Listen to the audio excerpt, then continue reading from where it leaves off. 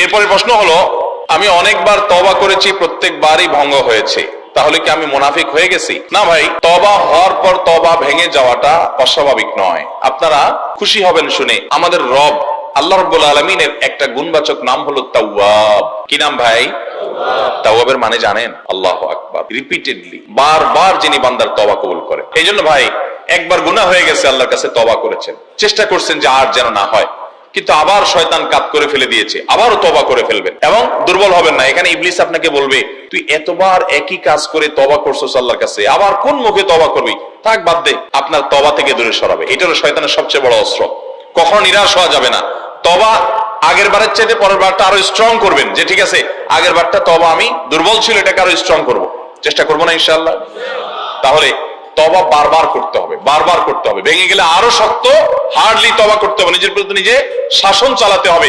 এভাবে ইনশাআল্লাহ সামনে আগাইতে হবে। ভারতবর্ষে একজন কবি বলেছেন, আরে ये कुश्ती तो है हमर भर की, कभी वो दबा ले कभी तू दबा ले। ইবলিসের সাথে তোমার এই লড়াই তো সারা জীবনের। কখনো ইবলিস তোমাকে কাত করে ফেলে দিবে, তোমার দ্বারা গুনাহ করায় ফেলবে, আবার কখনো চোখের পানি ফেলে কেঁদে কেটে আল্লাহর কাছে একান্তে। ভাইরা, কিছু নির্জন সময় কাটানো দরকার। আমাদের কোনো নির্জন সময় নাই।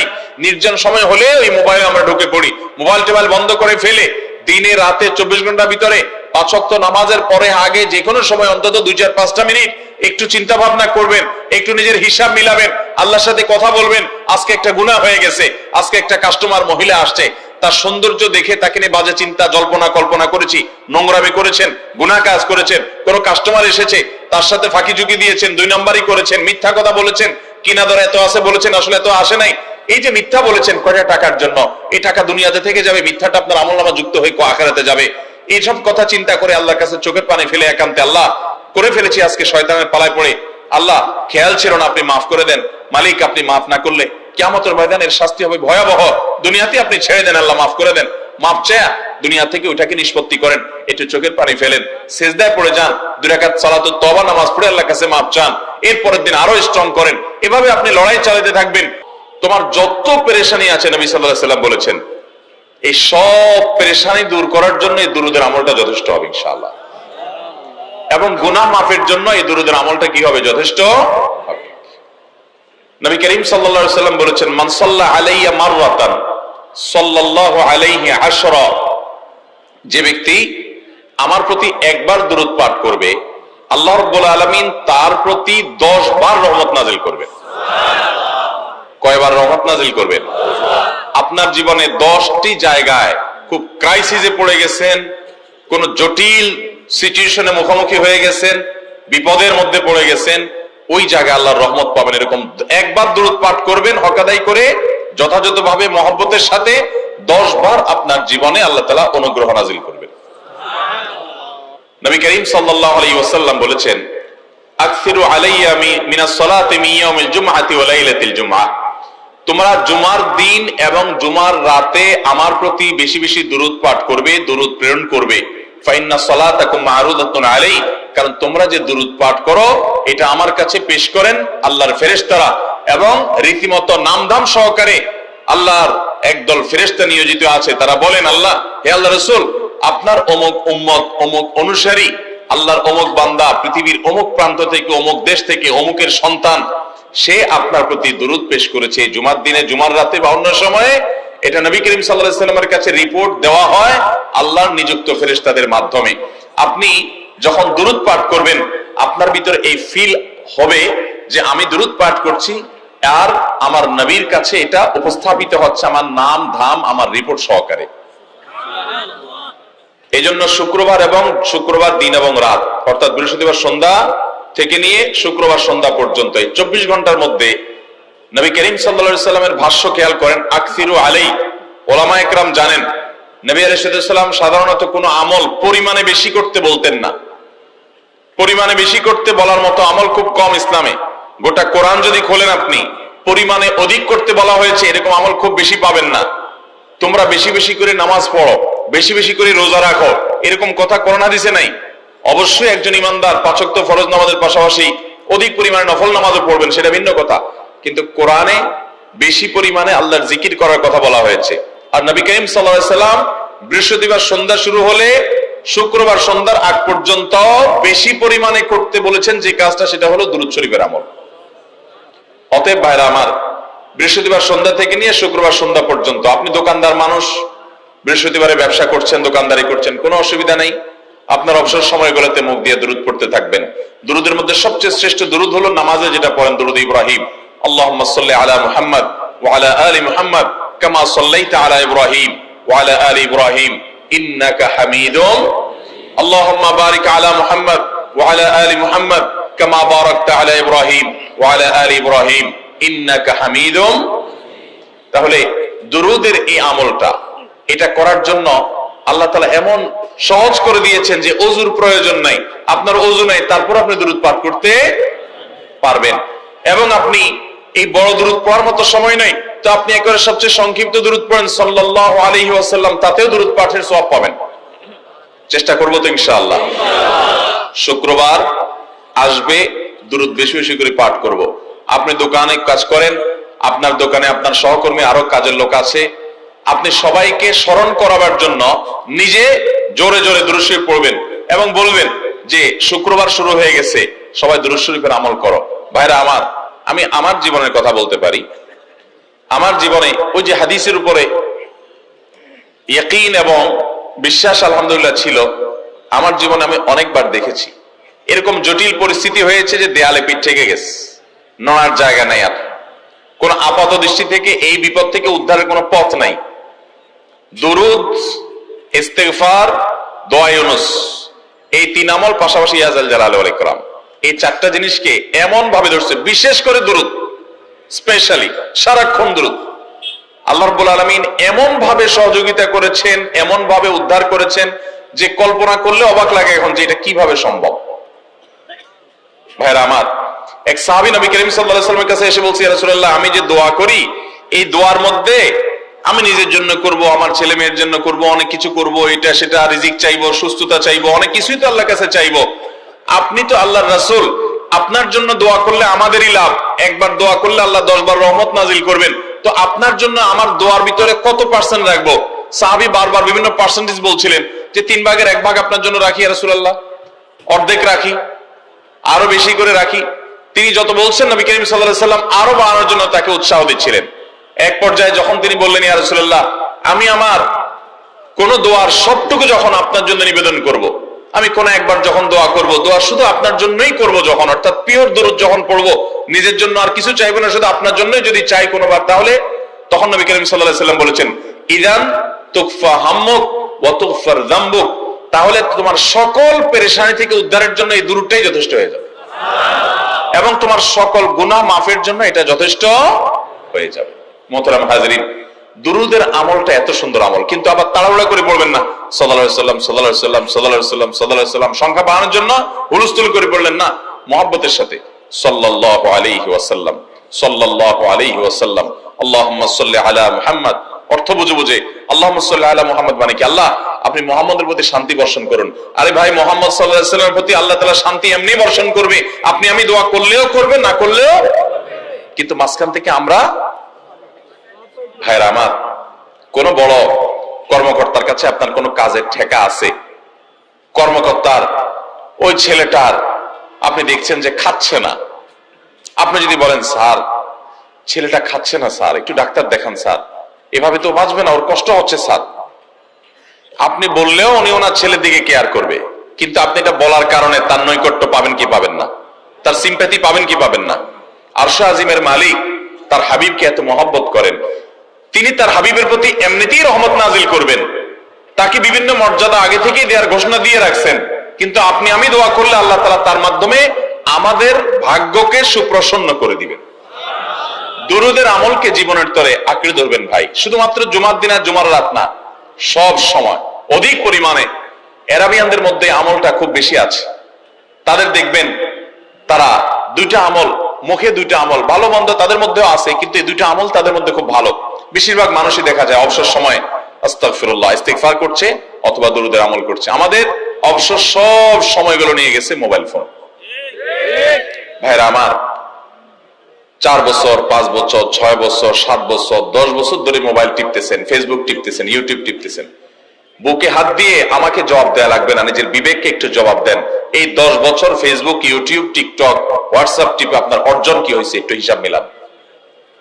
এই যে স্ক্রল করতেছেন আঙ্গুল দিয়া, ঘন্টাকে ঘন্টা এই আঙ্গুল দিয়ে টানছেন টানছেন, নিচের দিকে যাচ্ছেন স্ক্রল করে ফেসবুকে, ইউটিউবে, একের পর এক।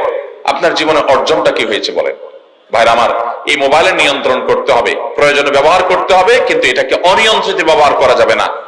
একেবারে যখন তখন সারাদিন টিপাটিপি করলেন। আজকাল তো পোলাপান টয়লেটে গেলেও নিয়ে যায়। আল্লাহ তাআলা আমাদেরকে এই রোগ থেকে বেঁচে থাকার তৌফিক দান করুন। ভাইরা আমার, জীবনটাকে পরিবর্তন করতে হয়। সারা জীবন তো একরকম থাকলে হবে না। বহুত পাগলামি করেছি, আসুন নিজেকে সংশোধন করি। তাহলে জুমার দিন উপলক্ষে 1 নম্বরের আমল বলেছি, বেশি বেশি কোন আমল করতে হবে? সারা জীবন মনে রাখবো তো ইনশাআল্লাহ? বাসা বাড়িতে পরিবারের লোকদেরকে মনে করাবো তো ইনশাআল্লাহ? আমি আমার ড্রাইভার থাকুক, আমার ছেলে মেয়ে থাকুক, আমার পরিবারের লোক থাকুক, আমি আমার কথা আপনাদের বলি উৎসাহের জন্য, যে জুমার দিন শুরু হয়ে গেলে আমি, শুধু আমি না, আমার পরিবার অন্যান্যরাও একে অন্যকে আমরা স্মরণ করে দিই। কে কে দুরূদ পড়তে কতবার পড়ছো, কেউ পড়ছে কিনা একবারও, সন্ধ্যা হয়ে গেছে, অনেক হয়ে গেছে, সবাই শুরু করি। আমলটা করবো তো ইনশাআল্লাহ? নাম্বার 1।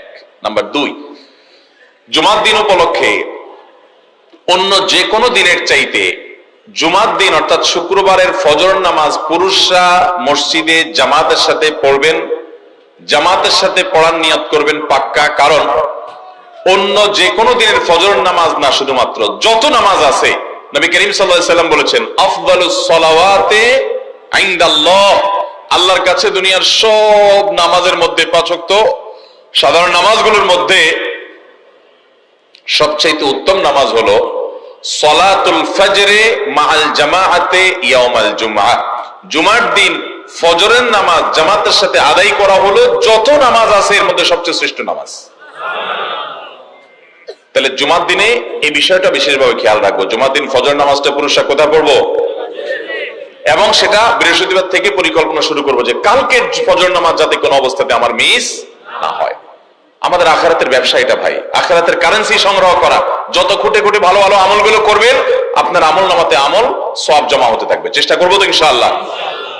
আমাদেরকে শয়তান অন্যদিন ফজরের নামাজ পড়ার সুযোগ হলেও শয়তান এমন ভাবে আমাদেরকে ধোঁকা দেয়, শুক্রবারে ফজরটা পড়াটা সবচেয়ে বেশি কঠিন হয়ে যায়। কেন জানেন?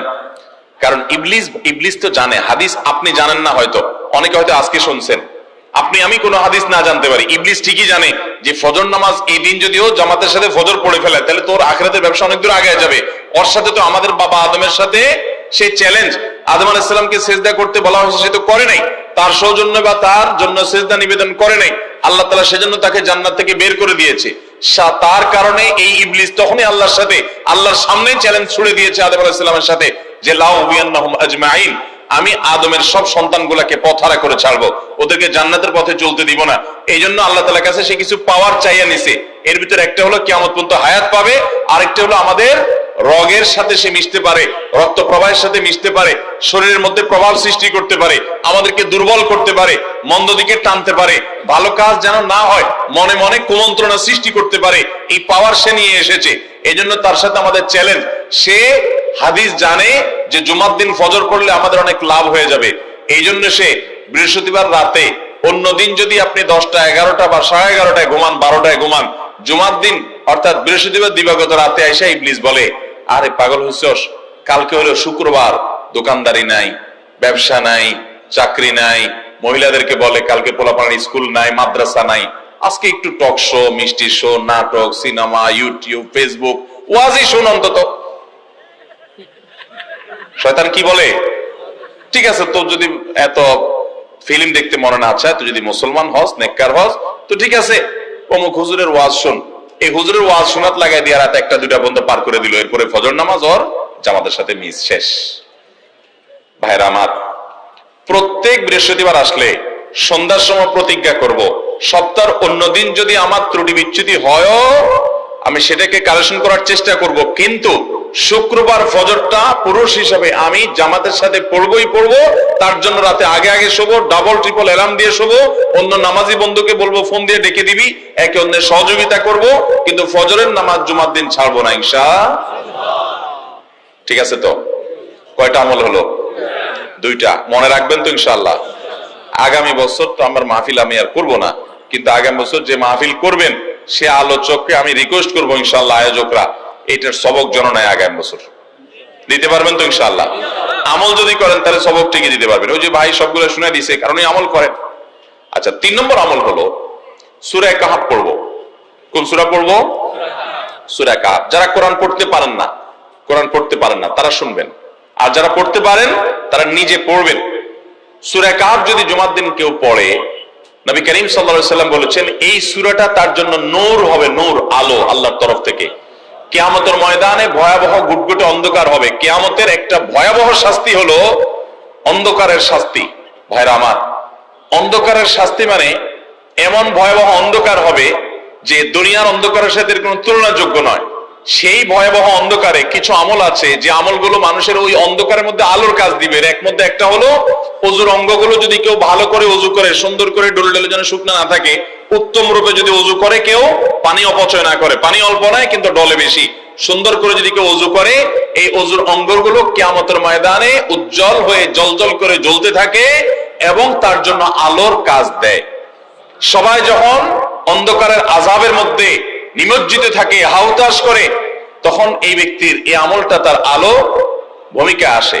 আর আরেকটা হলো এই সূরা কাহফ।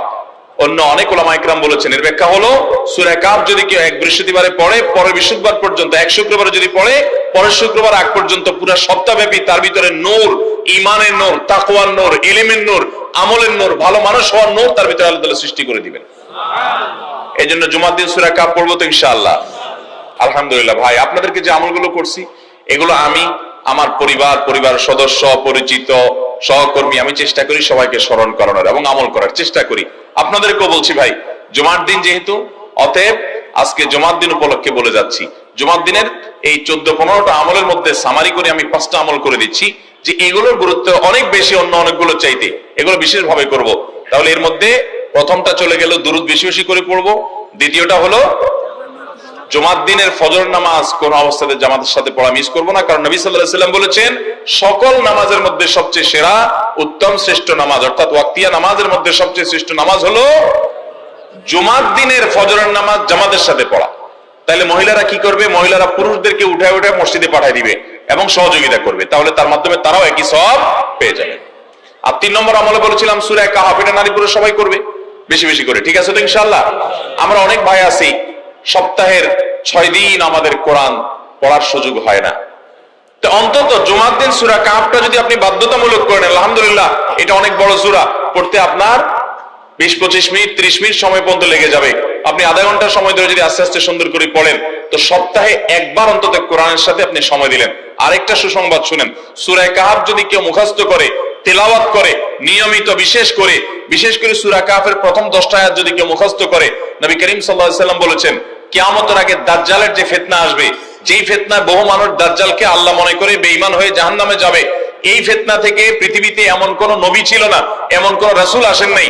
এই মানব ইতিহাসের প্রথম মানুষ আদম আলাইহিস সালাম থেকে নিয়ে আমাদের মুহাম্মদ সাল্লাল্লাহু আলাইহি ওয়াসাল্লাম পর্যন্ত এই লক্ষ লক্ষ যত নবী রাসূল এসেছে, সমস্ত নবী রাসূলরা একটা ব্যাপারে সাবধান করে গেছেন, দাজ্জাল আসবে, যে দাজ্জালের হাতে পাওয়ার থাকবে এত বেশি, অলৌকিকত্ব থাকবে এত বেশি, সে মরা মানুষকে জিন্দা করে ফেলবে, জিন্দা মানুষকে বলবে সে মরে যাবে, তার হাতেই সব কন্ট্রোলিং পাওয়ার থাকবে, দুনিয়ার সমস্ত রিজিক তার হাতে কক্ষিগত থাকবে, এমন পাওয়ার থাকবে তাকে দেখে মানুষ বলবে হ্যাঁ এই তো আল্লাহ, এই তো সবকিছু পারে, বেঈমান হয়ে যাবে।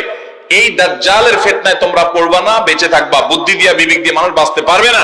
দাজ্জালের ফিতনা থেকে বাঁচার জন্য সকল নবী রাসূলরা এর জন্য সাবধান করেছেন। আমাদের নবী সাল্লাল্লাহু আলাইহি সাল্লাম নামাজের শেষ বৈঠকে দোয়া মাসুরের জায়গায় একটা দোয়া পড়তেন, আল্লাহুম্মা ইন্নী আউযু বিকা মিন আযাবিন নার ওয়া আযাবিল কবর ওয়া আউযু বিকা মিন ফিতনাতিল মাহইয়া ওয়াল মামাত ওয়া আউযু বিকা মিন শাররি ফিতনাতিল মাসীহিদ দাজ্জাল। আল্লাহ, আপনার কাছে দাজ্জালের ফিতনা থেকে পানা চাই। 1450 বছর হয়ে গেছে, এখনো দাজ্জালের আবির্ভাব হয় নাই, হবে কিয়ামতের আগে। কখন হবে আল্লাহ ভালো জানেন, কিন্তু নবী সাল্লাল্লাহু আলাইহি সাল্লাম বলেছেন সূরা কাহফের প্রথম 10 আয়াত যদি কেউ মুখস্থ করে, তো এই ব্যক্তিকে আল্লাহ রাব্বুল আলামিন এবং যদি তেলাওয়াত করে, এই ব্যক্তিকে আমলের মাধ্যমে দাজ্জালের ফিতনা থেকে আল্লাহ বাঁচিয়ে রাখবেন। দাজ্জাল তো অনেক পরের কথা, কোথাকার কোন আল্লাহর প্রতি অবিশ্বাসী মুশরিক বা কাফের খেলোয়াড় একটু পায়ের ভেলকি দেখায়, লক্ষ লক্ষ কোটি কোটি মানুষ হুমড়ি খেয়ে তার ভক্ত হয়ে ইমানি চেতনা, আমলি চেতনা, তাকওয়া, তাহারাত সব খুঁয়ে বসে থাকে। আর সেখানে দাজ্জালের মতো এরকম মিরাকল, সব মিরাকল তার হাতে থাকবে।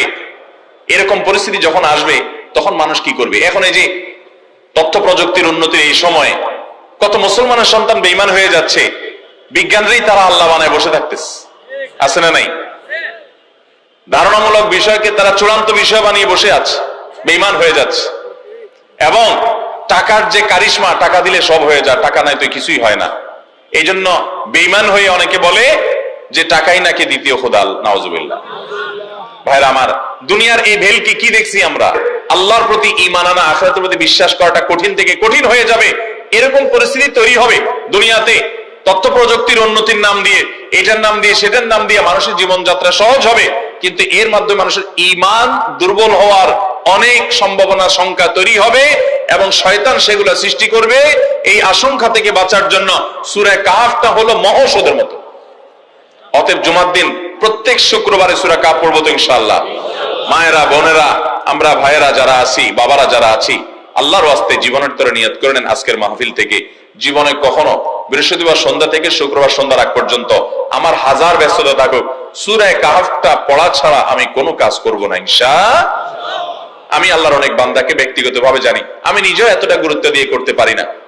অনেক বড় সরকারি কর্মকর্তা, অনেক বড় পদের নাম আমি বলবো না, আমাকে বলে ভাই আমি মাগরিবের পর, ব্যক্তিগতভাবে আমি জানি উনি খুব সৎ মানুষ, সব মানুষ একরকম হয় না, সৎ মানুষ। উনি বললেন ভাই মাগরিবের পরে আমার ফ্যামিলির সব বাচ্চা কাচ্চা সবাইকে আমি বলি, আমি ব্যস্ত থাকলেও বলি যে মাগরিবের পরে আগে সবাই সূরা কাহফটা পড়ে ফেলো, এরপর অন্য সব আমল।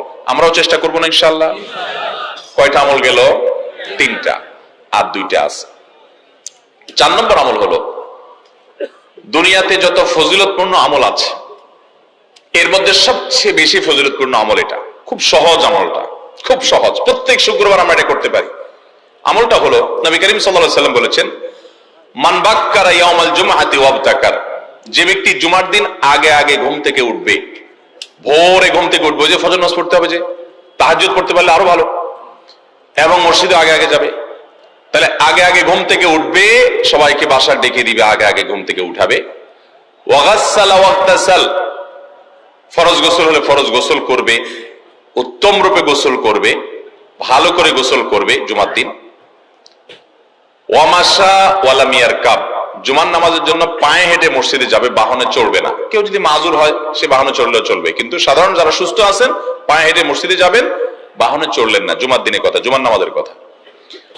ওয়াদানা মিনাল ইমামে ওয়ালাম ইয়ালগু, ইমামের কাছাকাছি গিয়ে বসবে, দূরে না, যত কাছে যেতে পারে, একদম সামনের কাতার ইমামের কাছাকাছি গিয়ে বসবে, কোনো অনর্থক কথা বলবে না, দুনিয়াবি কথা বলবে না, বেহুদি কাজ করবে না। ওখানে গিয়ে যতক্ষণ সময় পাবে জিকির, আজকার, তেলাওয়াত, তাসবিহ, দোয়া, রোনাজারি, কান্নাকাটি, বই পড়া, দিনী কাজ করা, এর মধ্যে সে কাটাবে নিজেকে। এই কয়েকটা কাজ যদি করে, তাহলে কাজ কয়টা হলো? আগে আগে ঘুম থেকে উঠা, ওই যে ফজর নামাজ জামাতের সাথে পড়া ইত্যাদি, গোসল করা উত্তম রূপে, আর পায়ে হেঁটে মসজিদে যাওয়া, বাহনে না চড়া। 4 নম্বর হলো ইমামের কাছাকাছি গিয়ে বসা, কোন অনর্থক কাজ না করা। এই 4টা কাজ যদি কেউ জুমার দিনে করে, নবী করিম সাল্লাল্লাহু আলাইহি সাল্লাম বলেছেন, ওই ব্যক্তি বাসা থেকে মসজিদ পর্যন্ত যে আসলো, যতগুলো পা ফেলবে, যতগুলো স্টেপ ফেলবে, যতগুলো কদম দিবে, প্রতিটা কদমের বিনিময়ে আল্লাহ রাব্বুল আলামিন তার অ্যাকাউন্টে, তার আমল নামাতে 1 বছর রাত জেগে, সারা রাত জেগে তাহাজ্জুদ নামাজ পড়লে, এবং 1 বছর সারা দিন, প্রত্যেকটা দিন পুরো বছর জুড়ে নফল রোজা রাখলে যে পরিমাণ সওয়াব পাইতো, 1 বছর নফল রোজা, 1 বছর রাত ভর জেগে তাহাজ্জুদের নামাজ পড়ার সওয়াব মাত্র একটা কদম ফেলার বিনিময়ে দিবেন। তাহলে আপনার বাসা থেকে যদি মসজিদে আসতে 100টা কদম হয়, 100 বছরের নফল নামাজ, 100 বছরের নফল রোজা, আপনি এটার সওয়াব আপনার অ্যাকাউন্টে জুমার দিন মাত্র 4টা কাজ করার মাধ্যমে আপনি পেয়ে যাবেন। এবং এটি অনেক হাদিস বিশ্লেষকগণ বলেছেন, কোরআন হাদিসে বহু ফজিলতের কথাই বলা আছে, এত বিপুল পরিমাণে, এত অধিক পরিমাণে সওয়াবের কথা যে কারো বাসা থেকে অনেকের আছে যেতে 500 স্টেপ পড়বে। 500 স্টেপ পড়লে কতটুকু হয়? সামান্য একটু জায়গা যেতে 500 কদম হয়ে যায়। অনেকের বাসা থেকে যদি 500 কদম পড়ে 300 কদম হয়, তো সে এই 500 বছর নফল নামাজ, নফল রোজা, রাত ভর দিন ভর করার সওয়াব, কন্টিনিউয়াসলি করার সওয়াব মাত্র এই মসজিদে গেল আসলো, এই 4টা শর্ত পূরণ করে সেটা সওয়াবটা পেতে পারে। যদি সপ্তাহে 4 জমা হয় তাহলে 4 বার 500 করে যদি হলে 2000 বছর, এভাবে তার আমল আমাদের সওয়াবের পাহাড় সে জমা করতে পারে শুক্রবারের ছোট্ট আমলটার মাধ্যমে। চেষ্টা করব না ইনশাআল্লাহ? আমি দেশে বিদেশে অনেক আল্লাহর বান্দাকে আমি শুনেছি, এই হাদিস আমি যেদিন থেকে জেনেছি আমি চেষ্টা করেছি এটার আমল, এটার প্রচার মানুষের মধ্যে ছড়ানো। আমি যখন সৌদি আরবে আজ থেকে আর অনেক বছর আগে, তখন কোন এক বক্তব্যে আমি আমলের কথা বলেছি। আমার অনেক ভাইরা দেশে বিদেশে দেখে বলছেন, ভাই আমলটা শুরু করেছি, আমার কাছে ভালো লাগে, আপনারাও আমলটা করবেন, অন্য আরেকজনকে শিখাবেন এবং দাওয়াত দিবেন। ঠিক আছে তো ইনশাআল্লাহ? তাহলে কয়টা আমল গেল? 4টা। 1 নম্বর গেছে বেশি বেশি দুরূদ পাঠ করা, 2 নম্বর হলো জুমার দিনে ফজর নামাজ জামাতের সাথে পুরুষরা পড়া, 3 নম্বর হলো সূরা কাহাফ পড়া, তেলাওয়াত করা, আর 4 নম্বর হলো এই 4 শর্ত পূরণ করে মসজিদে আগে আগে গিয়ে সুন্দর করে খুতবা শুনে চলে আসা, কোনো কথাবার্তা খুতবা চলাকালীন সময় কোনো কথাবার্তা অনর্থক কাজ না করা। 5 নম্বর এবং সর্বশেষ আমল হলো জুমার দিনে একটা সময় আছে দোয়া কবুল হয়। দোয়া কবুলের যে সময়গুলো আছে এর ভিতরে অত্যন্ত ইম্পর্টেন্ট একটা সময় হলো জুমার দিন। শুক্রবারের একটা সময় সম্পর্কে নবী সাল্লাল্লাহু আলাইহি ওয়াসাল্লাম বলেছেন যে একটা সময় আছে শুক্রবারের, এই সময়ে বান্দা কোনো দোয়া করলে আল্লাহ তাআলা ফিরিয়ে দেন না, কবুল করেন। কিন্তু সময়টা যে ঠিক কখন এটা হাদিসে নবী সাল্লাল্লাহু আলাইহি ওয়াসাল্লাম বলেন না, যাতে করে হয়তো আমরা সারা দিনই কম বেশি দোয়ার চেষ্টা করি। এই বিষয়ে মুহাদ্দিসগণ, হাদিস বিশ্লেষকগণ, পণ্ডিত ওলামায়ে কেরামগণ হাদিসের বিভিন্ন আকার ইঙ্গিতকে গবেষণা করে অ্যানালাইসিস করে এক একজন এক এক সময়ের কথা বলেছেন। তবে বেশিরভাগ ইমাম, বেশিরভাগ পণ্ডিত ওলামায়ে কেরাম, বেশিরভাগ আপনার ইসলামিক স্কলারগণের বক্তব্য হলো যে এই সময়টা হলো জুমার দিনের শেষ প্রহর, আসরের পর থেকে নিয়ে সূর্য ওঠার আগ পর্যন্ত এই সময়টা। অতএব আমরা জুমার দিনের 5 নম্বর আমল হলো বেশি বেশি করে সারাদিনই কম বেশি দোয়া করব। দোয়ার জন্য সবসময় হাত তোলাও জরুরি না, যদিও সাধারণ অবস্থায় দোয়ার জন্য হাত তোলা আদব, কিন্তু আপনি চলতে ফিরতে, উঠতে বসতে, কাজের ফাঁকে আপনি আল্লাহর কাছে মনে মনে দোয়া নিবেদন করবেন। অনেক চাওয়া আমাদের কাছে, আমাদের আল্লাহর কাছে আছে। ভাইরা আমার, নবী রাসূলুল্লাহ সাল্লাল্লাহু আলাইহি ওয়াসাল্লাম বলেছেন কারো পায়ের জুতার ফিতাটা ছিঁড়ে গেছে হাঁটার সময়, এটার এমন কি লাগালে ঠিক হয়ে যাবে, কিন্তু একজন ইমানদার ওইটার জন্য সে আল্লাহর কাছে সাহায্য চাইবে, আল্লাহ এটাও একটা বিপদ, একটা ছোট বিপদ থেকে অনেক কিছু ঘটে যায়, আপনি আমাকে উদ্ধার করেন। সে সবসময় আল্লাহর দিকে মনোনিবেশ করবে। নবী করিম সাল্লাল্লাহু আলাইহি ওয়াসাল্লামের পুরো জীবনকে যদি আপনি অ্যানালাইসিস করেন আপনি অবাক হয়ে যাবেন। একটা বই আছে বাংলায়, বান্দার ডাকে আল্লাহর সাড়া, এটা বাংলা অনুবাদিত নাম। এই বইয়ের লেখক হলেন হিসনুল মুসলিমের যে রচয়িতা উনি শেখ সাঈদ আল কাহতানী রাহমাতুল্লাহি আলাইহি। ওনার সোহবতে যাওয়ার, ওনার সান্নিধ্যে থাকার, একাধিকবার খুব কাছাকাছি বসার সুযোগ আমার হয়েছে। সৌদি আরবের একজন বড় আলেম ছিলেন, দুনিয়া থেকে চলে গেছেন। তো ওনার লেখা বান্দার ডাকে আল্লাহর সাড়া, এই বইটা বেশ মোটা সোটা একটা বই। পুরোটা পড়বেন যে নবী করিম সাল্লাল্লাহু আলাইহি ওয়াসাল্লামের জীবনে যে কত রকমের দোয়া করতেন। আল্লাহ আজকার নামে একটা বই আছে ইমাম নববীর, এটাও বাংলা হয়ে গেছে অনুবাদ, আপনি পড়লে অবাক হয়ে যাবেন। ডক্টর খন্দকার আব্দুল্লাহ জাহাঙ্গীর রাহমাতুল্লাহ রাহে বেলায়েত একটা বই আছে দোয়া এবং জিকিরের, আপনি অবাক করবেন যে কি পরিমাণ দোয়া এবং জিকির নবী সাল্লাল্লাহু আলাইহি ওয়াসাল্লাম জীবনে পড়তেন। ঘুম থেকে ওঠার সময় দোয়া আছে না নাই? এরপরে ঘুম থেকে উঠে যখন আপনি বাথরুমে যাবেন দোয়া আছে না নাই? আবার টয়লেটে গেলেন, টয়লেট সেরে আসলেন, আপনি ওযু করবেন, ওযুর জন্য দোয়া আছে না নাই? বিসমিল্লাহ। এরপরে ওযু শেষ করলেন, কালিমা শাহাদাত আছে না নাই? এরপরে আপনি যখন ঘর থেকে বের হয়ে মসজিদে যাবেন, বের হওয়ার দোয়া আছে। বের হয়ে আপনি মসজিদে যাচ্ছেন, যাই পথে পড়ার আলাদা দোয়া আছে। এরপরে আপনি মসজিদে প্রবেশ করবেন, তার জন্য দোয়া আছে। মসজিদে ঢুকার পরে মসজিদে ঢুকার নামাজ আছে। এরপরে মসজিদে নামাজ বন্দেগী ইবাদত জিকির করে বের হচ্ছেন, সেটার জন্য আবার দোয়া আছে। আবার আপনি যাচ্ছেন, কাজকর্মে যাচ্ছেন, বাজারে যাচ্ছেন, সেটার দোয়া আছে। স্ত্রী সহবাস করার সময় দোয়া আছে। দোয়া নাই, জিকির নাই, এমন কোন মুহূর্ত ইমানদারের জীবনে থাকতে পারে না। নবী করিম সাল্লাল্লাহু আলাইহি ওয়াসাল্লাম এই পরিমাণ দোয়া করতেন। এই জন্য ভাইরা, দোয়া যদি সবসময় করতে কষ্ট হয় হাত তুলতে, আপনি হাত তোলা ছাড়া শুক্রবারে দোয়া করেন, দোয়াটা অনেক বেশি করা দরকার। আমাদের কত জিনিস আল্লাহর কাছে চাইতে হয়, আমরা আল্লাহর কাছে চাই না। পেটে অসুখ হয়েছে, আমরা ডাক্তারের কথা মাথায় আগে আসে, আপনি ওষুধ খান, ওষুধ খাওয়া সুন্নাত, কিন্তু ইমানদার সবকিছুর আগে আল্লাহর কথা স্মরণ করবে এবং আল্লাহর কাছে বলবে আল্লাহ আপনি সহজ করে দেন। আপনার অসুখ হয়েছে, সবকিছুর আগে নাপার কথা মনে আসে, আরে ভাই প্যারাসিটামলের কথা মনে আসে, এটা দোষের না, কিন্তু আপনার মনে আগে আসতে হবে যে নবী সাল্লাল্লাহু আলাইহি ওয়াসাল্লাম দোয়া শিক্ষা দিয়েছেন, যদি কেউ ব্যথার জায়গায় হাত দেয় এবং পরে আউযু বিইজ্জাতিল্লাহি ওয়া কুদরাতিহি মিন শাররি মা আজিদু ওয়া হাজির, আল্লাহ রাব্বুল আলামিন তার ব্যথা দূর করে দিবেন। এক সাহাবী এই হাদিসের উপর আমল করে তৎক্ষণাৎ তার ব্যথা দূর করেছেন। শুধু ইয়াকিনের অভাব, শুধু বিশ্বাসের অভাব, ঈমানের অভাব। তাহলে আমাদের আল্লাহর দিকে মনোনিবেশ করতে হবে দোয়ার জন্য বেশি বেশি। তাহলে শুক্রবারে 5 নম্বর আমল হলো বেশি বেশি কি করবো ইনশাআল্লাহ? দোয়া। বেশি বেশি দোয়া করবেন, উঠতে বসতে চলতে ফিরতে। বিশেষভাবে সূর্য ডুবার আগের যে সময়টা শুক্রবার, অর্থাৎ দিনের শেষ সময়টা, বিশেষভাবে আল্লাহ তাআলার কাছে দোয়া করব। ঠিক আছে তো ইনশাআল্লাহ? কয়টা আমল বললাম? 5টা আমল। 1, বেশি বেশি দুরূদ।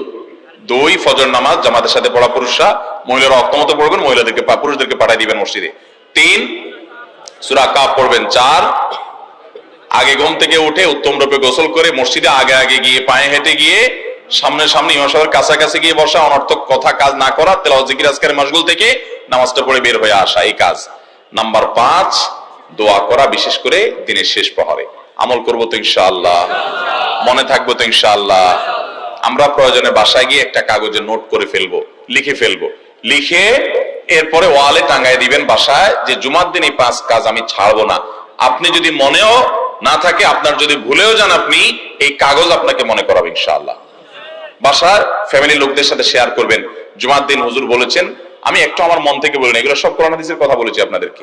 কোরআন হাদিসের আলোকে 5টা আমলের কথা বলেছেন, বিশেষভাবে জুমার দিন আমি 5টা আমল করবই করব। ভাইরা আমার, প্রত্যেক জুমার দিন যদি আপনি একটু ইমানের রিচার্জ করেন, ইনশাআল্লাহ সারা সপ্তাহ আপনার জন্য সেটা উপকারে আসবে। চেষ্টা করবো তো ইনশাআল্লাহ। এবং দোকানে অফিসে টাঙ্গায় রাখবেন। যারা এই টাঙ্গায় রাখার আমলটা করবেন, আয়োজক যারা আছেন, আপনাদের কাছে আমার অনুরোধ যে ভাইরা এই কাজটা করছেন, ওনারা যদি আয়োজকদের মাধ্যমে ছবিটা আমার কাছে পাঠাইতে পারেন, আমার অফিসে নিয়ে আমি ইনশাআল্লাহ নিজে হাতে তাদের পুরস্কার দেব। বিশেষ করে এই মাহফিলের লোক যারা আছেন আজকের, আয়োজকদের মাধ্যমে। আল্লাহ তাআলা এই আমলগুলো আমাকে আপনাকে আমাদের সবাইকে করার তৌফিক দান করুন। আমল মনে রাখবো তো ইনশাআল্লাহ, আমল করবো তো ইনশাআল্লাহ। মেয়েদের মডেলিং বোরকা পর্দার জন্য কতটুকু জায়েজ?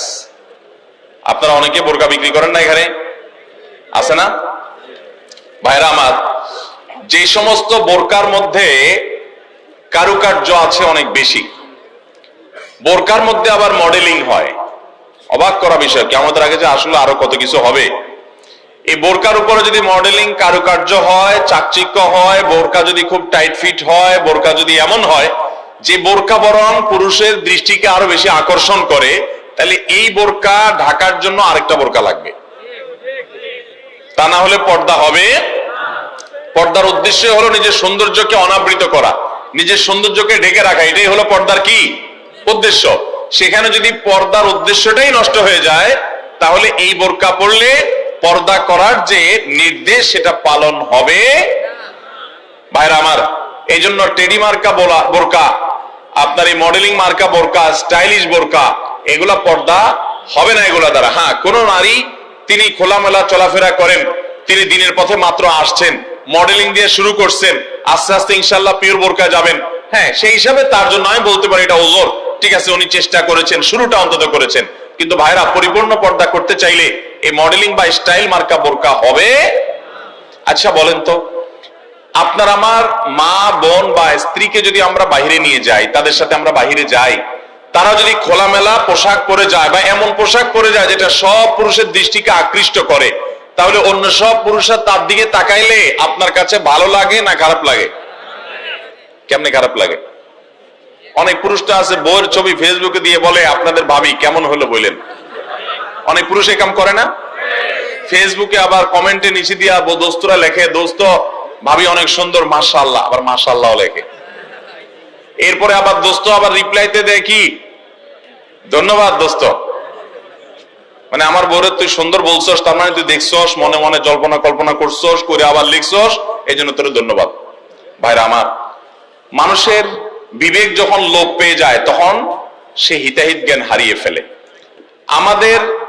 আমাদের মা, আমাদের বোন, আমাদের মেয়ে, আমাদের স্ত্রী, তাদেরকে নিয়ে আমরা যখন খোলামেলা পোশাকে যাব, কোনো বিয়েতে আপনি যখন যাবেন, কোনো মার্কেটে যাবেন, একেবারে চাকচিক্যপূর্ণ পোশাক, একদম খোলামেলা অশ্লীল, তো জগতে বা রাস্তায় যত পুরুষরা তাদেরকে দেখবে, এই সৌন্দর্য দেখার পর পুরুষদের মনে মনে তাকে নিয়ে বাজে চিন্তা, জল্পনা কল্পনা, মনে মনে জেনা, এটা হবে কি হবে না? না, হবে না। সবাই কি বাজে চিন্তা করে আপনার মতো? পবিত্র চিন্তা করতে পারে না? কি বলেন ভাইরা আমার? যারা নিজেদের বউকে নিয়ে এটা নিয়ে সন্দেহে আছেন, আমি তাদেরকে বলতেছি, আমাকে উত্তর দেওয়া লাগবে না, আপনার নিজেকে প্রশ্ন করেন, নিজের বিবেককে প্রশ্ন করেন। আপনি এরকম মহিলা রাস্তাঘাটে দেখলে আপনার কি হাল হয়? আপনি যা যা চিন্তা করেন, আপনার বউ, আপনার মা বোনকে নিয়ে এভাবে আপনি বের হলে অন্যরাও সে চিন্তাই করে। আল্লাহ আমাদের বিবেকটাকে খোলার তৌফিক দান করুন। আমি মিডল ইস্টে, বিশেষ করে সৌদি আরবে অনেক মানুষ দেখছি, দিনদারির নামগন্ধ নেয়, টাকা নিচে সে জুব্বা পরে, হারাম কাজ করে, বিড়ি খায়, সিগারেট খায়, 2 নম্বরই করে, মানে মুসলমান হিসেবে কোনো ভালো মুসলমান না। কিন্তু গল্লির ঠাওয়ার ঠিক আছে, জায়গা মতো সে একেবারে সুসের মতো সোজা, বইয়ের ব্যাপারে পরিপূর্ণ পর্দা মেনটেন করে। কোন রাষ্ট্রীয় নির্দেশের কারণে না, বেশিরভাগ পুরুষরা এটা করে এই জন্য, কারণ সে জানে তো সে নিজে অন্যের মেয়েকে খোলামেলা দেখলে কি জল্পনা কল্পনা তার মনে আসে সে জানে, অতএব তার স্ত্রীকে নিয়ে গেলে অন্যরা কি জল্পনা করবে সে জানে, এই জন্য তার আত্মসম্মান বোধের জায়গা থেকে সেটা করে। মুসলমান নারী তার ভিতরে আত্মসম্মান বোধ থাকবে যে আমাকে নিয়ে মানুষ বাজে চিন্তা করবে, জল্পনা কল্পনা করবে, নোংরা চিন্তা করবে, এটা কোন নারী করতে দিতে পারে। একজন খোলামেলা বেপর্দা নারীকে দেখে যত মানুষ মনে মনে তাকে জেনা করে, সে মনের কথাগুলো যদি মানুষ বলতো, এই নারী জুতা দিয়ে পিটতে পিটতে রাস্তা যাইত। কিন্তু সে মনে মনে মানুষের এই জেনার কাজ সে করে যাচ্ছে। আল্লাহ আমাদেরকে পর্দার গুরুত্ব বোঝার তৌফিক দান করুন। এটা নারীর জন্য অসম্মান না, এটা নারীর জন্য বরং সম্মানের, এটা নারীর ইজ্জত রক্ষার জন্য সবচেয়ে বড় মাধ্যম। আমাদের সেকুলার, অতি সেকুলার উগ্র নাস্তিক বন্ধুরা বলে যে হুজুরদের মনটাই খারাপ, এই বেটারা বলে মহিলা দেখতে বলে তাদের বলে অবস্থা খারাপ হয়, এই বেটাদের চরিত্রই খারাপ। অর্থাৎ আমাদের এই ভাইরা যারা এই সমালোচনা করতেছেন, আমাদের এই ভাইগুলোর দ্বারা মনে হচ্ছে যে ওনাদের মনের ভিতরে কোনো এই সমস্ত বাজে চিন্তা আসে না, ওনাদের মনটা একদম ফেরেশতার মতো পবিত্র। এরকম যাদের কোনো চিন্তা জল্পনা কল্পনা আসে না, এরা হয় মিথ্যুক আর না হলে রোগী। হয় এগুলারে ডাক্তার দেখাইতে হবে, পুরুষত্বের ঘাটতি আছে, আর নাহলে মিথ্যুক। আল্লাহ তাআলা সৃষ্টি করেছেন এভাবে, তোমার কোনো মনে চিন্তাই বাজে আসে না, তোমার মতো এই অসুস্থ মানুষ, তোমার তো হাসপাতালে ভর্তি হওয়া উচিত। আল্লাহ রাব্বুল আলামিন আমাদেরকে পর্দার গুরুত্ব বোঝার তৌফিক দান করুন। অনেক পুরুষ আছে নিজের বউয়ের জন্য চাকচিক্যপূর্ণ বোরকা পরে নিয়ে যান। না ভাই, আপনার বউর যত সাজগোজ সব বাসা বাড়িতে হবে একান্তে। আপনি বাইরে রাস্তাঘাটে কেন বিলে বেড়াচ্ছেন? মহর দিয়ে বিয়ে করছেন আপনি, আর রাস্তাঘাটে মানুষকে দেখা বেড়াচ্ছেন। আত্মসম্মান বোধ থাকা উচিত। আল্লাহ আমাদেরকে পর্দার গুরুত্ব বোঝার তৌফিক দান করুন। তাহলে স্টাইলি বোরকা এগুলো পড়লে কিন্তু কাজ হবে না, বোরকার কাজ হবে না। আমি এখান থেকে গ্রামে যাব এবং ওই দিনই আবার চলে আসব, এক্ষেত্রে আমার নামাজ কি কসর করতে হবে? দেখুন, গ্রামে আমরা প্রত্যেকে যার যার বাড়িতে যখন যাব, সেটা আমাদের মূল ঠিকানা, আসল ঠিকানা হলে সেখানে আমি 1 ঘন্টার জন্য যদি যাই, নামাজ আমাকে পুরো পড়তে হবে। নিজের স্থায়ী ঠিকানাতে কখনো কসর হয়? পথে কসর হবে। বাড়িতে যখন চলে গেছেন, আপনার বাড়ি কুমিল্লাতে, আপনার বাড়ি চট্টগ্রামে, আপনার বাড়ি বগুড়াতে বা খুলনাতে বা সিলেটে, আপনার বাড়ি যেখানেই হোক না কেন, যখন সফরের দূরত্ব হবে, নিজের স্থায়ী ঠিকানায় 1 ঘন্টার জন্য যদি যান, সেখানে পুরো নামাজ পড়তে হবে, কসর চলবে। কিন্তু কিছু লোক আছে, গ্রামে বাড়ি আছে ঠিক আছে, কিন্তু তাদের গ্রামের বাড়ি এখন স্থায়ী ঠিকানা না। ধরুন আপনি ঢাকা শহরে বাড়ি কিনছেন বা ফ্ল্যাট কিনছেন, পাসপোর্টে, এনআইডি তে, সরকারি সব কাগজে পত্রে ঠিকানাতে আপনি স্থায়ী ঠিকানাও এটা, বর্তমান ঠিকানাও এটা। গ্রামের বাড়ি আছে কিন্তু ওটা আপনার স্থায়ীও না, বর্তমান ঠিকানাও না, জাস্ট বেড়াইতে যান, ভাই বেড়াদাররা আছে, অন্যরা আছে, তাহলে ওইটাতে আপনি গেস্ট, সেখানে আপনি কসর পড়বেন। এবং এটা আপনার স্থায়ী এবং বর্তমান ঠিকানা হলে, অনেকে আছে বাড়িতে জমি জমা আছে, শুধুমাত্র থাকার ঘর বাড়িও নাই এবং ভাগযোগ হয়ে গেছে, সে শুধু গেস্ট হিসেবে যায়, ভাইদের মেহমান হয়ে যায়, তাহলে সে কসর পড়বে। আর না হলে স্থায়ী ঠিকানায় গেলে 1 ঘন্টার জন্য সে কি করতে হবে? পুরো নামাজ পড়তে হবে, যদি স্থায়ী ঠিকানা হয় তার গ্রাম। এরপরে প্রশ্ন হলো, আমি অনেকবার তওবা করেছি, প্রত্যেকবারই ভঙ্গ হয়েছে, তাহলে কি আমি মুনাফিক হয়ে গেছি? না ভাই, তওবা হওয়ার পর তওবা ভেঙে যাওয়াটা অস্বাভাবিক নয়। আপনারা খুশি হবেন শুনে, আমাদের রব আল্লাহ রাব্বুল আলামিনের একটা গুণবাচক নাম হলো তাওয়াব। কি নাম ভাই? তাওয়াবের মানে জানেন? আল্লাহু আকবার। রিপিটেডলি, বারবার যিনি বান্দার তওবা কবুল করেন। এই জন্য ভাই, একবার গুনাহ হয়ে গেছে, আল্লাহর কাছে তওবা করেছেন, চেষ্টা করছেন যে আর যেন না হয়, কিন্তু আবার শয়তান কাত করে ফেলে দিয়েছে, আবারও তওবা করে ফেলবেন এবং দুর্বল হবেন না। এখানে ইবলিস আপনাকে বলবে, তুই এতবার একই কাজ করে তওবা করছস আল্লাহর কাছে, আবার কোন মুখে তওবা করবি? থাক, বাদ দে। আপনার তওবা থেকে দূরে সরাবে। এটা হলো শয়তানের সবচেয়ে বড় অস্ত্র।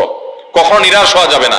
তওবা আগের বারের চাইতে পরের বারটা আরো স্ট্রং করবেন, যে ঠিক আছে আগের বারটা তওবা আমি দুর্বল ছিল, এটাকে আরো স্ট্রং করব, চেষ্টা করবো না ইনশাআল্লাহ। তাহলে তওবা বারবার করতে হবে, বারবার করতে হবে। ভেঙে গেলে আরো শক্ত, হার্ডলি তওবা করতে হবে, নিজের বিরুদ্ধে নিজে শাসন চালাতে হবে। এভাবে ইনশাআল্লাহ সামনে আগাইতে হবে। ভারতবর্ষে একজন কবি বলেছেন, আরে ये কুश्ती तो है अमर भर की, कभी वो दबा ले कभी तू दबा ले। ইবলিসের সাথে তোমার লড়াই তো সারা জীবনের। কখনো ইবলিস তোমাকে কাত করে ফেলে দিবে, তোমার দ্বারা গুনাহ করায় ফেলবে, আবার কখনো চোখের পানি ফেলে কেঁদে কেটে আল্লাহর কাছে একান্তে। ভাইরা, কিছু নির্জন সময় কাটানো দরকার। আমাদের কোনো নির্জন সময় নাই। নির্জন সময় হলে ওই মোবাইলে আমরা ঢুকে পড়ি, মোবাইল টোবাইল বন্ধ করে ফেলে দিনে রাতে 24 ঘন্টার ভিতরে 5 ওয়াক্ত নামাজের পরে আগে যে কোনো সময় অন্তত 2-4-5টা মিনিট একটু চিন্তা ভাবনা করবেন, একটু নিজের হিসাব মিলাবেন, আল্লাহর সাথে কথা বলবেন। আজকে একটা গুনাহ হয়ে গেছে, আজকে একটা কাস্টমার মহিলা আসছে, তার সৌন্দর্য দেখে তাকে নিয়ে বাজে চিন্তা জল্পনা কল্পনা করেছি, নোংরামি করেছেন, গুনাহ কাজ করেছেন। কোন কাস্টমার এসেছে, তার সাথে ফাঁকি ঝুঁকি দিয়েছেন, 2 নম্বরই করেছেন, মিথ্যা কথা বলেছেন, কিনা দর এত আছে বলেছেন, আসলে এত আসে নাই। এই যে মিথ্যা বলেছেন কয়টা টাকার জন্য, এই টাকা দুনিয়াতে থেকে যাবে, মিথ্যাটা আপনার আমলনামা যুক্ত হয়ে আখিরাতে যাবে।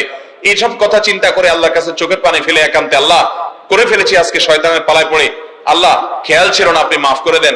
মালিক আপনি মাফ না করলে কিয়ামতের ময়দানের শাস্তি হবে ভয়াবহ। দুনিয়াতে আপনি ছেড়ে দেন, আল্লাহ মাফ করে দেন। মাফ চায়া দুনিয়া থেকে ওইটাকে নিষ্পত্তি করেন, একটু চোখের পানি ফেলেন, সেজদায় পড়ে যান, 2 রাকাত সালাতুত তওবা নামাজ পড়ে আল্লাহর কাছে মাফ চান, এরপরের দিন আরো স্ট্রং করেন। এভাবে আপনি লড়াই চালাতে থাকবেন। আরে এই কুস্তি তো হয় অমর ভর কি, কবি ও দবালে কবি তু দবালে। শয়তান গুনাহ কমা আপনার দ্বারা করে আসে জিতে যাবে, আর আপনি তওবা করে চোখের পানি ফেলে গুনাহ মাফ করিয়ে তারপরে আপনি শয়তানের উপরে জিতে যাবেন। তওবা করতে থাকবো তো ইনশাআল্লাহ। তওবা করতে কখনো ক্লান্ত হবেন, তওবা অব্যাহত রাখবেন, অনবরত রাখবেন। দুনিয়াতে কোনো ফেরেশতা মানুষ নাই, সবাই গুনাহ করে। এর মধ্যে সবচেয়ে উত্তম মানুষ হলো গুনাহ করার পর যে নিজের ভুল বুঝতে পারে, নিজেকে শাসন করে সংশোধন করে সে তওবা করে মাপ চায়। মনে রাখবেন, যে ব্যক্তি তওবার শর্ত আদায় করে, তওবার শর্ত কি? তওবার শর্ত হলো যে কাজটা করেছি গুনার কাজ, এটার জন্য নিজেকে নিজে শাসন করলাম, কেন আমি এত নিকৃষ্ট কাজ করলাম, আল্লাহ আমার প্রতি কত ইহসান করেছেন, কত অনুগ্রহ করেছেন, আমার জীবনে কত বিপদ এসেছে, আল্লাহ উদ্ধার করেছেন, তাহলে আমি কেন গুনার কাজটা করলাম? নিজেকে শাসন করা, ভবিষ্যতে না করার পরিকল্পনা করা, লজ্জিত হয়ে চোখের পানি ফেলে আল্লাহর কাছে মাপ চাওয়া, এই কাজটা যদি আপনি বারবার করেন, আপনি নিশ্চিত থাকতে পারেন আপনার তওবা দিন দিন আস্তে আস্তে স্ট্রং হবে এবং একটা সময় আপনি গুনাহ ছাড়তে পারবেন ইনশাআল্লাহ। এই জন্য তওবা কখনো ছাড়া যাবে, যতবার তওবা ভাঙুক, তওবা আরো স্ট্রং করে করতে হবে। এরপর প্রশ্ন হলো, কেউ কালো জাদুগ্রস্ত হয়েছে এমন যদি জানতে পারে তাহলে তার করণীয় কি? এ বিষয়ে আমরা বিভিন্ন জায়গায় প্রশ্ন পাই, ভালো করে শুনে রাখেন। বিশেষ করে আপনারা পুরান ঢাকার কাছাকাছি এলাকার মানুষ, পুরান ঢাকায় সবচেয়ে বেশি, চট্টগ্রামে প্রচুর পরিমাণে আছে। আমাদের দেশে এখন ব্ল্যাক ম্যাজিক, কালো জাদু যেটাকে আমরা বলি, এই কালো জাদু টোনা এগুলো এই পরিমাণ বাড়ছে। আমি সারা দেশে ঘুরে বেড়াই, শত শত হাজার হাজার মানুষের প্রশ্ন আমার কাছে আসে। প্রতি সপ্তাহে এভারেজ আমার কাছে অন্তত 25 থেকে 30 হাজার প্রশ্ন মানুষের আমার কাছে আসে। আলহামদুলিল্লাহ, শুধুমাত্র শুক্রবারের লাইভে আমাদের 15 থেকে 20 হাজার 1 ঘন্টার মধ্যে প্রশ্ন আসে। এই হাজার হাজার প্রশ্ন নিয়ে আমরা কাজ করি। মানুষের অবস্থা আমি জানি প্রশ্নগুলোর মাধ্যমে। এই দেশে প্রতিটা ঘরে ঘরে ব্ল্যাক ম্যাজিকের রোগী আছে। আল্লাহ যাকে বাঁচাইছে তারা ভিন্ন, কিন্তু আমি দায়িত্ব নিয়ে বলতে পারি ম্যাক্সিমাম ফ্যামিলিতে ব্ল্যাক ম্যাজিকের রোগী ভরা, আমরা টেরও পাচ্ছি না। ছোট পোলাপান অস্বাভাবিক চিল্লাচিল্লি, অস্বাভাবিক দুষ্টামি, ওই দুষ্ট জিনের উপদ্রব অথবা ব্ল্যাক ম্যাজিক। অসুস্থ, কোনোভাবে ভালো হচ্ছেন না, বহু ট্রিটমেন্ট করছেন, চেক আপ করেছেন, ডায়াগনোসিস হচ্ছে না। সবসময় নিশ্চিত না, কিন্তু অনেক ক্ষেত্রেই এগুলা ব্ল্যাক ম্যাজিকের রোগী হওয়ার সম্ভাবনা। আপনারা দেখবেন ফেসবুকে ইদানিং এই উৎপাত বেশি বাড়ছে। বিভিন্ন পোস্টের কমেন্টে দেখবেন পোস্টার দিয়া প্রচার করে তান্ত্রিক অমুক কামরূপ কামাখ্যা থেকে প্রশিক্ষণ প্রাপ্ত। দেখছেন নি? এগুলো হলো শয়তানের খালাতো ভাই, সাক্ষাৎ খালাতো ভাই। এবং আপনার বিভিন্ন ঢাকা শহরের পিলারে পিলারে দেখবেন এই তান্ত্রিক অমুক, ভাগ্য বদলায় দেয়, এটা করে সেটা করে, এসব শয়তানি অ্যাডভার্টাইজ দেখছেন না? দেখেন নাই? ব্ল্যাক ম্যাজিক এটাকে এক সময় আমাদের এক শ্রেণীর শিক্ষিত মানুষ বলতো যে এগুলো হুজুরদের আজগুবি কথা, কিসের আবার ব্ল্যাক ম্যাজিক, দেখা যায় না, শোনা যায় না, বুয়া বোগাস কথাবার্তা। ভাইরা আমার, এই যে কদিন আগে বিশ্বকাপ ফুটবল শেষ হয়ে গেল, আমি নিজে অনেকগুলো মিডিয়াতে দেখেছি বিশ্বকাপ ফুটবলে অনেক বড় বড় খেলোয়াড়দেরকে দুর্বল করার জন্য প্রতিপক্ষের খেলোয়াড় বা বাজিকরেরা, বিভিন্ন লোকেরা ব্ল্যাক ম্যাজিক করেছে এবং কোটি কোটি টাকা খরচ করে ব্ল্যাক ম্যাজিক করে তাদেরকে অচল করে দেওয়ার চেষ্টা করে। আরে বিশ্বকাপ অনেক দূরে রাখেন, আমার দেশে আসেন। একটা খেলা আছে, নাম হলো পাতা খেলা।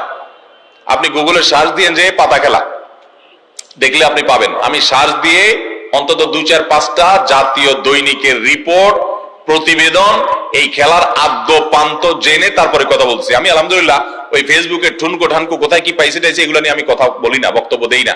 আমি চেষ্টা করি যেটা বলবো সেটা জেনে শুনে দায়িত্ব নিয়ে তারপরে আমি বলার চেষ্টা করি। এই পাতা খেলার উপরে আমি অনেক পড়াশোনা ঘাটাঘাটি করেছি, অনলাইনে অনেক আর্টিকেল পড়েছি, অনেক প্রতিবেদন পড়েছি। আমাদের দেশে হয়, আপনার উত্তরবঙ্গের দিকে বিশেষ করে হয়, অনেক জেলাতে। এই পাতা খেলাটা অবাক করা এক খেলা, যে এটা পুরাটাই ওই জাদু মন্ত্রের খেলা, এবং এটা আমাদের দেশে অনেক আগে থেকে একসময় হিন্দুদের মধ্যে প্রচলন ছিল। এখন মুসলমানরা এটা কোনো দোষী কিছু মনে করে না, পড়তেছে রীতিমতো কুফরি এবং ইমান চলে যাওয়ার মতো বিষয়। এখানে কুফরি কিছু মন্ত্র আছে, শয়তানি কিছু মন্ত্র আছে। শয়তান আমরা যাকে দেখি না, এটা আরেক আলোচনা, ঘন্টায় ঘন্টা আলোচনা করতে হবে, শয়তান নিয়ে আজকে আলোচনা করব না। এই শয়তানের মন্ত্র, কুফরি মন্ত্র, এই মন্ত্র পাঠ করার মাধ্যমে এই অলৌকিকত্ব দেখা যায়। কি হয়েছে, একটা লোকের নাম দেয় পাতা, আসলে ওইরকম আদতে কোনো পাতা না, একটা ব্যক্তি। তো ওই ব্যক্তিকে দূর থেকে একজন জাদুকর সে মাটিতে এরকম মন্ত্র পড়ে, ওই যে যারে নাম দিছে পাতা, তার সে নিজেও জাদুকর, তার কাজ হলো সে মন্ত্র পড়ে পড়ে নিজেকে এক জায়গায় ধরে রাখবে, আর এর কাজ হলো ওরে মন্ত্র পড়ে পড়ে একটা দাগ দেওয়া আছে, দাগ পর্যন্ত নিয়ে আসবে, টেনে নিয়ে আসবে মন্ত্রের কারণে। অবাক করা বিষয় না? এবং সত্যি আনতে পারে, এই মন্ত্র দিয়ে আনে, তো আনলে এই জাদুকর জিতে যায়, আর যদি টিকে যায় তাহলে সে জিতে যায়। এই পাতা খেলা বাংলাদেশে অনেক এলাকাতে বেশ বহুল প্রচলিত, হাজার হাজার মানুষ উপভোগ করে। এই যে কুফরি কালাম, কুফরি কালাম পড়ে অনেক অলৌকিক কাজ করা যায়। একটা আস্ত সুস্থ মানুষ অসুস্থ হয়ে একদম কবর পর্যন্ত চলে যাবে, আপনি টের পাবেন না, ভয়াবহ রোগ হবে এই ব্ল্যাক ম্যাজিকের কারণে। কালো জাদু, এটা যে বললাম খেলোয়াড়দেরকে পর্যন্ত করা হয়। এটা আমাদের দেশে ঘরে ঘরে। আপনি বাঁচতে চান, নাম্বার 1, আপনার ঘরকে কোরআন দিয়ে আলোকিত করতে হবে। ভাইরা আমার, আমি বিভিন্ন সময় বলার চেষ্টা করি, আপনি ইমানদার হিসেবে, মুসলমান হিসেবে আপনার মধ্যে শয়তান মাঝে মধ্যে সন্দেহ ঢুকায় যে ইসলাম আসলে সত্য কিনা, না হুজুররা এসব বকওয়াস কথা বলে টলে। আপনার ইমানের মধ্যে যদি কোনো প্রকার সংশয় শয়তান সৃষ্টি করতে চায়, আমি আপনাকে দায়িত্ব নিয়ে আল্লাহর শপথ করে বলতে পারি, এই কোরআন হলো এমন এক জীবন্ত মিরাকল, জীবন্ত মুজিজা। এই কোরআনের অলৌকিকত্ব দেখার পর আপনি ইমান আনতে বাধ্য হবেন। পৃথিবীতে যত বেঈমান মুসলমান হয়, যত কাফেররা ইমান আনে, তাদের বেশিরভাগ দেখবেন এই কোরআন যখন নির্মোহভাবে আগাগোড়া পড়ে ফেলে, সে এর কাছে মাথা নত করা ছাড়া কোনো উপায় থাকে না। ওমর রাদিয়াল্লাহু তাআলা আনহুর মতো জাদ্রেল মানুষ যাচ্ছিলেন নবী করিম সাল্লাল্লাহু আলাইহি ওয়াসাল্লামকে হত্যা করার জন্য, বোনের বাসায় যায় দেখে বোন তেলাওয়াত করতেছে, আওয়াজ শুধু শুনছে, তেলাওয়াত শুনেই পাগল হয়ে গেছে। আরে এ তো সাধারণ কোনো কথা না, আকৃষ্ট হয়ে গেছেন। তরবারি হাতে নিয়ে নবী সাল্লাল্লাহু আলাইহি ওয়াসাল্লামের দরবারে চলে গেছেন। সাহাবীরা তো ঠেকাইতে আছে, নবী সাল্লাল্লাহু আলাইহি ওয়াসাল্লাম তো জানেন ওহী পাঠাইছে আল্লাহ তাআলা, বলে আসতে দাও, ঠেকায়ও না। গেছে হত্যা করার জন্য, ঈমান নিয়ে ফিরে চলে আসছে কোরআনের কারণে। মুসলমানদের বাসা বাড়িতে আজকাল কোরআন তেলাওয়াত হয় না। আপনার বাসা বাড়িতে কোরআন তেলাওয়াত চালু করেন, আওয়াজ দিয়ে, উচ্চ স্বরে, মনে মনে না, আওয়াজ দিয়ে কোরআন তেলাওয়াত চালু করেন, কোরআন পড়েন এবং অডিও চালায় রাখেন। ব্ল্যাক ম্যাজিক, দুষ্টজিনের উপদ্রব থেকে বাঁচার জন্য এটা মহা ঔষধ। বিশেষ করে একটা সূরা, সূরা বাকারা জোরে জোরে নিজেরা তেলাওয়াত করেন। তেলাওয়াত করতে পারেন না তো অডিও চালায় রাখেন। সূরা বাকারার তেলাওয়াত যত বেশি ভাষায় চালু করে রাখবেন, নবী সাল্লাল্লাহু আলাইহি ওয়াসাল্লাম হাদিসে বলা আছে, দুষ্টজিন এবং শয়তান ভাষায় প্রভাব ফেলতে পারবে